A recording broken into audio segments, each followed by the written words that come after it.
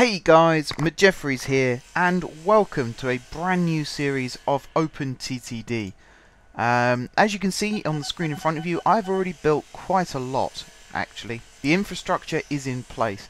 I did have a train network going as well as a tram network, but I decided to basically delete the lot so that we could actually start this properly, is really what I wanted to do. Be able to start this properly with you guys watching as well. So, what have we got? Well, this is our main station at the moment, Guardtown St George. It's a terminus. There's not many passengers waiting at the moment because, as I say, I've got rid of most of them that were waiting. But this is Guardtown. I think it's the biggest city on the map. Yes. And then there's a few other places that we've connected to, such as Corston. We have one stop in Corston, or one stop named after Corston. Tinning Hall. This place here, Lunwood. Nanbridge. These are just the ones sort of around this area, and then it extends down and across and in all sorts of different directions. So, what we're going to start with is a freight network, believe it or not. And it's something that I've already built. As I say, the track is in place over here. I have this one depot here, and we're going to build some trains. Now, first thing I must say is I've got a lot of trains on this game. I've got, excuse me, I've got the English or the UK pack. I've got the Dutch pack, the Japanese pack, I believe, and there's other ones like this is US. We're not really going to use these, but I got them for things like, let me find a good example. This one, Cargo Sprinter, is actually quite a good example, because that could be quite handy for future projects. I've also got, again, bad example, these ones here are multiple units, which I can use for sort of commuter routes. This one, for example, the Stadler Regio Shuttle, holds 102 passengers. It's not that big, and it's 6 coaches long. So actually, that's a very bad example. This one's 4 units, and it holds more. 124, 62. These are the same size as well. 118. I like the way it tells you what it's for as well, like local transport. Anyway, I'm getting distracted. We're going to build this this freight line. I say freight. At the moment, it's steel, is what we're doing. So I need something that's got power, but is also quite fast, and is cheap to run. So let's see. This has got power of 3,346 horsepower. Tractive effort is also important because that's sort of, I think, right, I'm going to try and get this right. Power is overall power, so how much it can actually pull. Tractive effort is kind of like acceleration, so it can get off the starting line quicker. So, for example, this one here, it's 15 miles an hour slower, so it doesn't really come into contention. But it's not as bad powerfully, but it's actually got a better tractive effort, so it will be able to accelerate faster. What I really want is, I mean, this goes 128 miles an hour, and it's quite powerful, but it's quite expensive to run as well. And I don't want one that goes too fast. I mean, a Deltic is pretty good. Again, it's very expensive. This one's not bad, actually. The Brush Type 4. I think I'm going to go for the Brush. Whoops. Costs 59,000. It's more powerful than the Sulzer, and it's got a better tractive effort. So I think we're going to go with this. We now need some wagons. We need wagons that can carry scrap metal, because that's what this thing does here. So we need to do that. Flat wagon. It can carry metal. Can it carry scrap metal? Just says metal. Is that what this produces then? Metal. It says scrap. That definitely says scrap metal. So I need something that can carry scrap metal. might have made a bit of an error here. See, that's timber wagon. Speed link open. Again, it just says metal. Metal might be the one. We can try and see. I think we're going to do that. We're going to try and see. So let's go for the bogey bolster B. This is the next problem. Is speed limits. Now this one should be fine, except it doesn't have metal on here. That's annoying. Yes, the next problem is the speed of the wagons. I can't remember if I actually got this switched on or not. If I've got it switched on, then we're in trouble. If I haven't got it switched on, then we're in business. See, speed link open, speed link van, fertilizer van. What's this one? This one carries 65. This one does 70. Alright, let's just fill it with this for now. See if it actually works. Do I have any more wagons anywhere? Boxcar. Again, it doesn't carry metal. Open wagon. Coil wagon. Again, just says metal. Okay, well, these are the ones I'm really looking forward to using. It's the double-decker passenger carriages. Although saying that, these ones aren't great. Higher up, there's more. This one's good. The Dutch one's good. 60 passengers. This one's 91 passengers. We're definitely going to be using these. 98, 100, 78, 50. That's not double-decker. These ones are double-decker, though. A control cart. Now, that is awesome. I'm really looking forward to using those. Right, here is what I'm looking at now. Container, self-discharger. I like the way you can put fish in the same kind of thing as you put coal. That sounds healthy, doesn't it? Large goods van, coil wagon. So I think these would look better. So let's get rid of all of those. We'll get these coil wagons because they also do 75 mph. We'll do it like that. Hopefully this works now. I'm really hoping this works. Okay. So first things first, we want to go to Great Bruntway on Sea Industrial Park. We then want to come through this tunnel here. This is probably going to be a freight only line, this one, but this here is a passenger line. So you can see where it sort of joins up. Right, we're going to have to keep going this way till we get to the airport. Now here's the tricky bit, because of where I've built this second station. I've built the second station here at power plant, although I'm renaming that steel mill. Like so. See, it accepts coal, iron ore, scrap metal and passengers. We're not going to deliver passengers here ever. They're going to go to Heading Hall instead. And we're going to come to this line in a little bit. We're going to try and populate all these lines in today's episode, basically.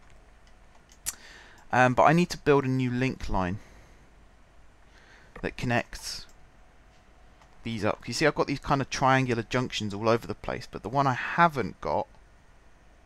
Well, I have got a link, but it's a really long-winded link. So what I'm thinking I'm going to do is try and be a little bit clever. You see we've got this airport station here, and then there's this line that sort of goes nowhere. So I'm going to see if I can... Yeah, I'm going to see if I can do this. Build a line coming up here. Doesn't have to be anything special. Something like that. And then build this across like so. We'll put a passing loop in, probably about here, because we're probably going to see a lot of freight traffic using this line. So it's only right that we actually put in a passing loop, like so.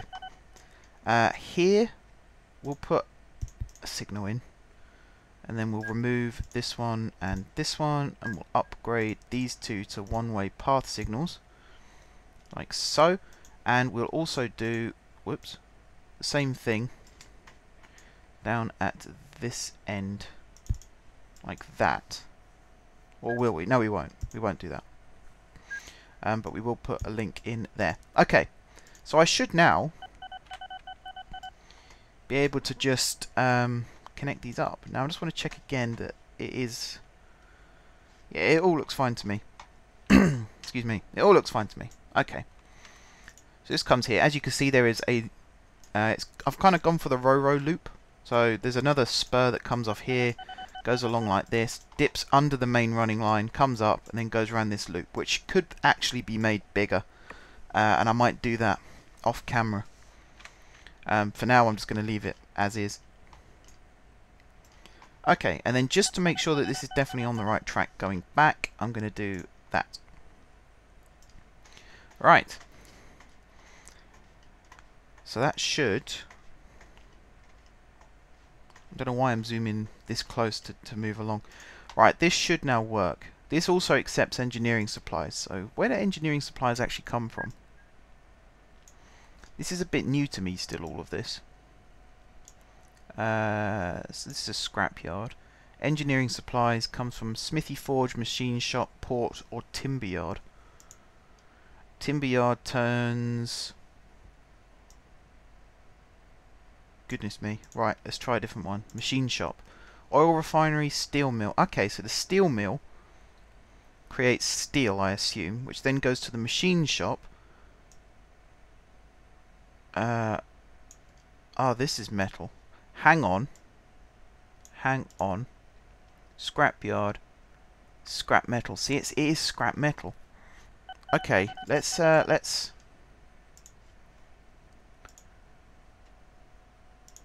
That's what I should have done. So we've got the bogie hopper, the open wagon, the MGR hopper. Okay, we got some more. Cool. Scrap wagon, monster box. Monster box, I think, is the one I'm going to end up using. Oh, actually, this one. This one, pretty good. Or this one. I assume this fits within UK loading gauge. Who knows? Okay.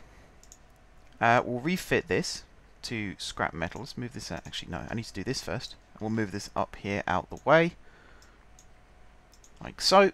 We're going to pin all of these so I don't accidentally get rid of them. Change this to scrap metal. We're going to click this to autofill. And we're going to follow this train on its journey. Now, some of this episode will be time-lapsed. Most of this bit here will probably be time-lapsed if I decide to time-lapse it. Actually, no, I'm not going to time-lapse it. I'm going to do commentary on this. So I could talk to you guys about the plans for this series, because I think that's always a good thing to do, is talk about plans. The idea of this series is very, very simple. It's to build the biggest network that I possibly can. No holds barred, basically.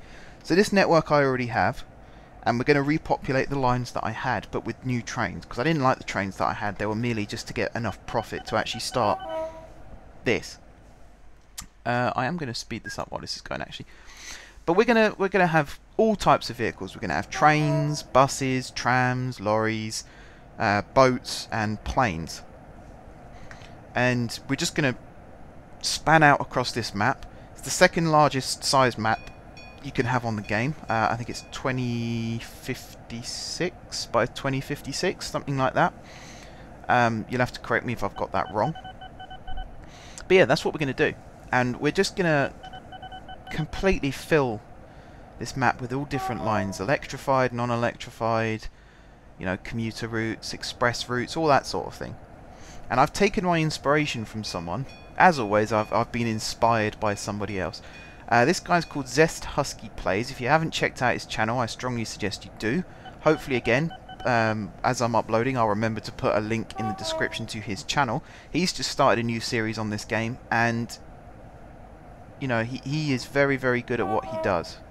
And he is the reason that my series is going to be like it is. So if you haven't checked out his videos, be sure to do so, because they are very, very good. And as I say, it's the reason why I've decided to do this. And even the way that I'm deciding to do this, a lot of my methods are going to be based on what I've seen other people do. Not just Zest Husky, but also... I can't even think of any names right now, but I've watched so many different people play these games. Not just OpenTTD, but also things like Cities in Motion. just designing networks, and that's what I want to do with this series.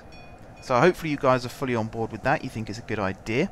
If you don't, then I'm not really sure what to say, apart from I apologise for that.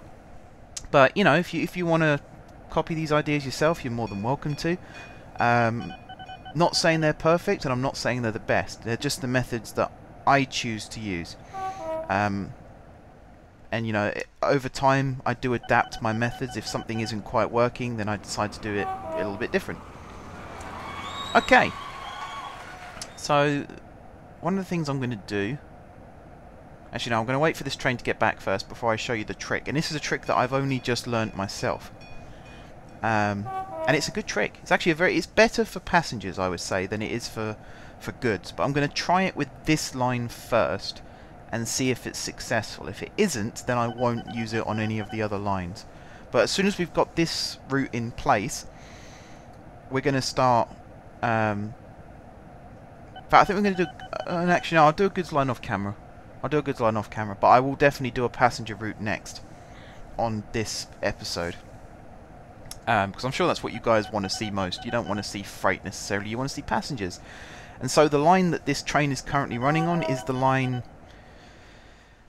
Trying to think of a name for it, really. It's the main line at the moment. It's probably not going to be the main line in total, but it's going to be a main line, and it's one that spans right across the spine of the map at the moment. Not from one side to the other, obviously, because this is a huge map, and there's no way you'd be able to get one train from one side to the other in a decent space of time. You'd have to buy like 1,000 trains just to fill the timetable, so we're not going to do that. We're going to have express trains that go between certain stations, but as always they will terminate, and there'll be other trains that go from there. So it'll take a long time to get from one end to the other, but you know, that's what it's like in England as well. If you want to get from where I live to most major cities, with the exception of London, guaranteed you're going to have to change train at some point. So that's kind of, again, it's one of my inspirations, is to try and create something very similar to that. Alright, this train is getting near the end now, so we will shortly be arriving back at Great Bruntway-on-Sea, which I need to change the name of that town because it is nowhere near the sea. I think it's probably one of the most inland towns in the game, which is... Excuse me, I had to stifle a sneeze then. Yeah, which isn't very good, really. I don't like the way the naming system works on this game. Use turn around. Okay. Do I want it to go to the... No, I don't really want it to go to the depot, do I? In fact, why has it done that? It shouldn't have done that at all. Right, now I need you to go to the depot. Okay. We are going to put this so we're back on the first stop, like so. We're going to set this to 15 days. And we're going to set this stop to 5 days. And hopefully that's enough time for it to actually load up. We're going to call this the Great Bruntway in... in fact, no, we're going to put F for freight, GB for Great Bruntway, to Nantbridge Steel Mill, so NSM. And how many units is it? 1, 2, 3, 4, 5, 6, 7, 8, 9. Like that. That's how I'm going to label my groups. Just so that I remember what type of train it is, where it goes from, where it goes to, and how long it is. Really, I mean, I could put how many squares it is, 4.5, but I know that each vehicle is roughly half a tile long. So you look at that, you go 9, oh, that's 4.5 squares. Tiled, whatever you want to call them. Simple as that. Next trick is to clone this train. You press and hold control whilst you clone.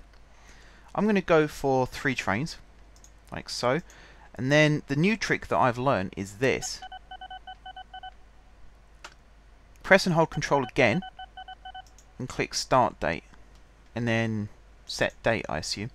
Now this one should go on the 5th. It's Actually, it's already late. Let's try that again, shall we? 22nd of May. So now, this one should go after that. Yes, 6th of September. And then this one should go again the 22nd of December. So they're evenly spaced. So what you do when you press and hold Control and clone is you copy the orders and the timetable. And then when you press and hold Control here, it evenly spaces out the vehicles within that order. And this is the little cheat that I learned yesterday, I think it was. So I'm recording this on a Wednesday, so it would have been on the Tuesday that I learnt this little cheat. And I learnt it from Zest Husky, so it's a very good cheat. It's a very cool one to know. So what you do now is you start the train, and you let it go. And then you start the next one, and you wait for the first one to get out of the way. So that's always a good thing to do. So this train's currently loading up. As you can see, it's now fully loaded. It says running 5 days late, so it should leave shortly, and then the next one will come out. And the next one will sit in this station and wait until September before it sets off. So I'm just looking to see when this train returns. It doesn't get to the mill until October. So it takes a long time for these trains to do their journey, actually. It's a very long time.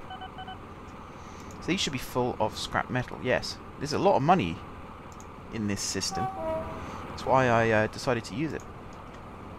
Okay, now I can close all these windows, because this system is finished. This journey is finished. We might replace vehicles in the future, but for now, it's done. And whilst it's waiting, I haven't specifically set it to a full load. I've set it to a time of day.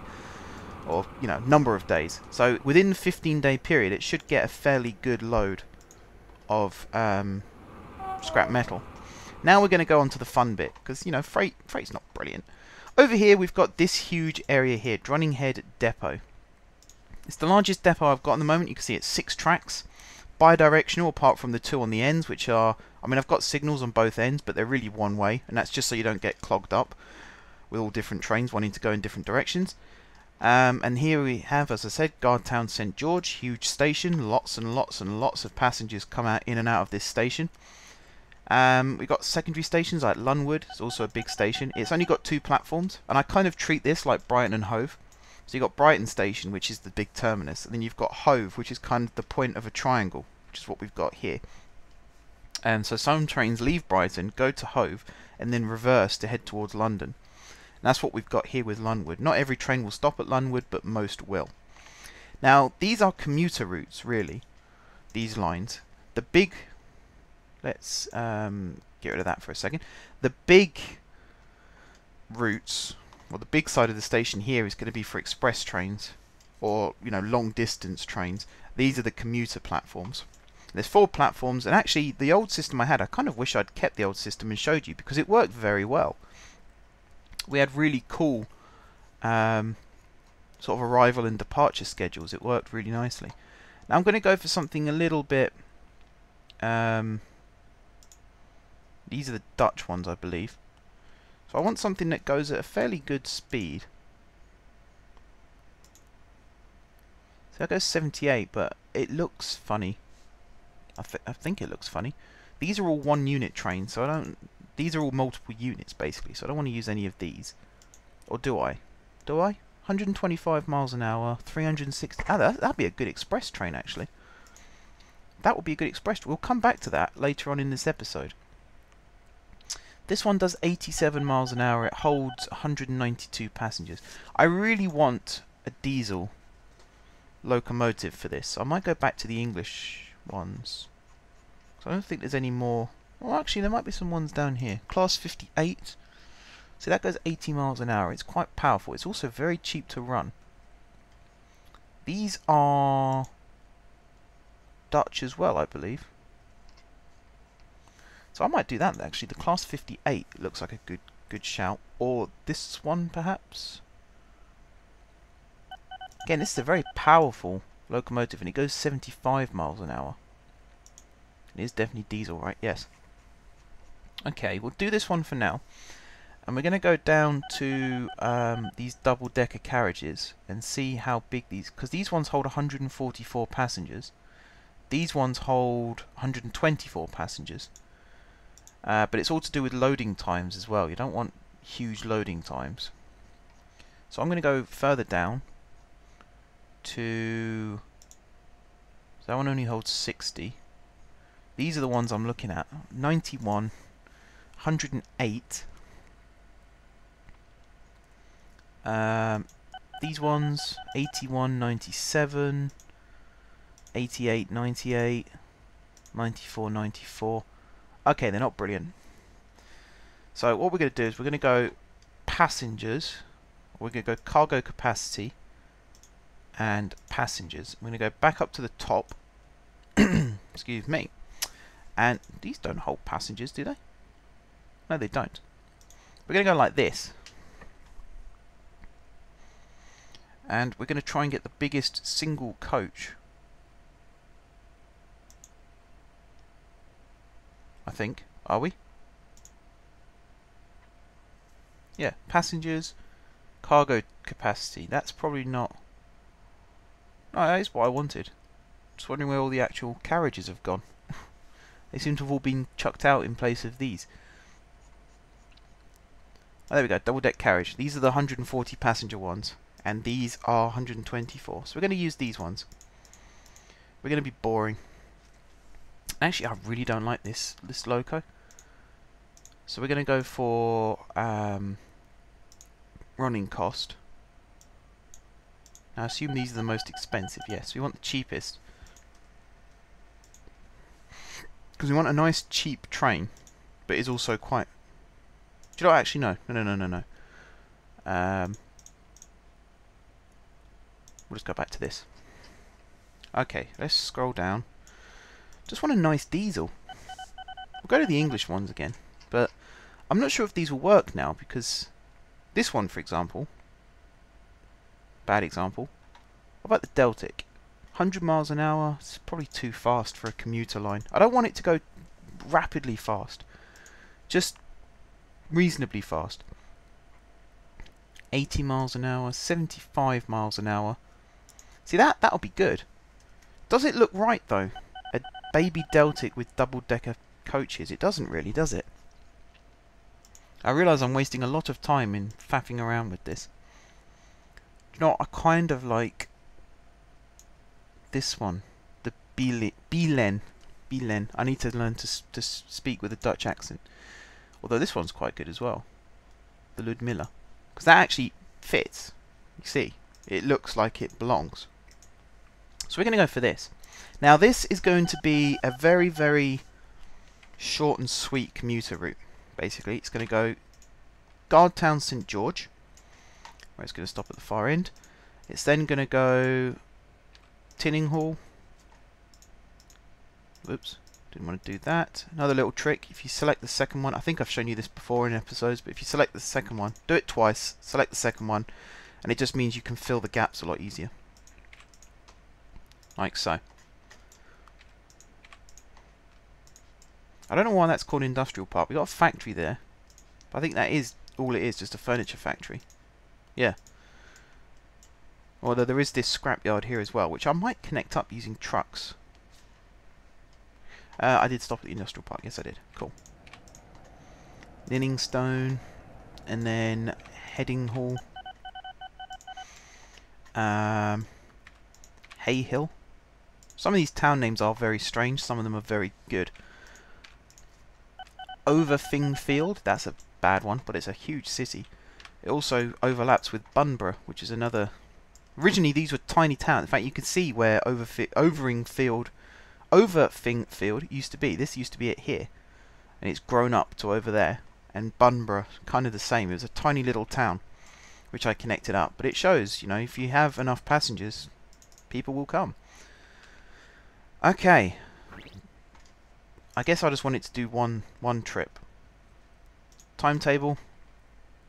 We'll stick that up here. We'll do this. We will do this. I'm going to watch this train do its first trip. I'm going to cut the video here. I think I'm going to make this video an hour long. 45 minutes to an hour, something like that. So I'm going to put a cut here. We'll come back once this train has finished its trip. So I will see you guys in a second. Okay guys, so we are back as you can see, the train is approaching the terminus again. We've got 2 more stops, one at Tinninghall and then the next one at Guardtown St George. I've made a couple of changes to the timetable as it's been going on. I've added a stop at the Drunninghead depot, and there is a reason behind that, which I will explain a little bit more once we get there. But actually, this train is running quite full. We've got passengers waiting at these stops again, but if I show you, very full. So you think how many people are on this train? Let's see, if I do some quick maths, 560 people are on board this train. So each one of these trains will carry 560 passengers. Can you imagine if we had one of these double the length, let's say? So that would be 1,120. Again, quick maths, hopefully I'm right. But yeah, it's a lot of people. A lot of people. And if we can move them around nice and quick, not only will we have these huge towns growing up like we've got here with Guardtown, but we'll also be rolling in an awful lot of money, which is the overall plan. £64,000 we got there. Now I'm going to show you quickly this train going back to the depot. I'm going to speed up time a little bit as well just to make this go a little bit faster. And then we're going to work out timetabling, and I'm going to show you why we have a stop at the depot. In the past I've actually made it go into the real life depot first. So that if I choose to upgrade vehicles or whatever, it will do that automatically. But I'm not going to do that now. Although it seems to be doing it. I don't know why. I haven't asked it to. Oh, I know why. Need to turn off. Where is it? There we go. Disable servicing when breakdowns are set to none. So I haven't got breakdowns on, which, you know, you might think is cheating, but in real life, trains don't break down as often as they do on this game. So that's why I haven't decided to include it. That's not gone to plan. Tell you what, I'm going to change this. We want this to be 15 days. And then we want this journey here to be the same as this journey here, so it's 28. What I now need to do is actually send this train back to the depot, which I think I can do. Can I? Nope, there's a signal in the way. Don't worry, we'll sort that out in a second. Whilst that's doing that, we're going to skip all this so it's back at the start. Like that. I'm going to wait for the train to get to here. Now we're going to turn it round. It's going to use the switch across here and head back to the depot.